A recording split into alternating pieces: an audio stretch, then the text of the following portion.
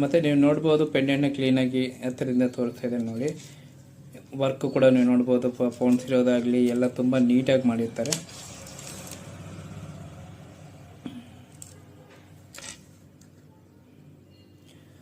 ಲಕ್ಷ್ಮಿ ಬಂದಿದೆ ಮತ್ತು ಆನೆಗಳು.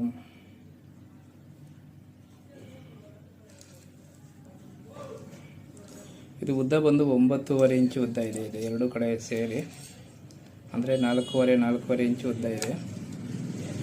ಇದು ಆಂಟಿ ಕಲರ್ ಮಾಡಿದೆ. ಆಂಟಿ ಕಲರ್ ಮಾಡಿಲ್ಲ ಅಂದರೆ ವರ್ಕ್ ಇಷ್ಟು ನೀಟಾಗಿ ಕಾಣಲ್ಲ. ಇದು ಪ್ರತಿ ಸಲ ಹೇಳ್ತಾನೆ ಇರ್ತೀನಿ, ಹೇಳಿರೋದನ್ನೇ ಹೇಳ್ತಾ ಇರ್ತೀನಿ.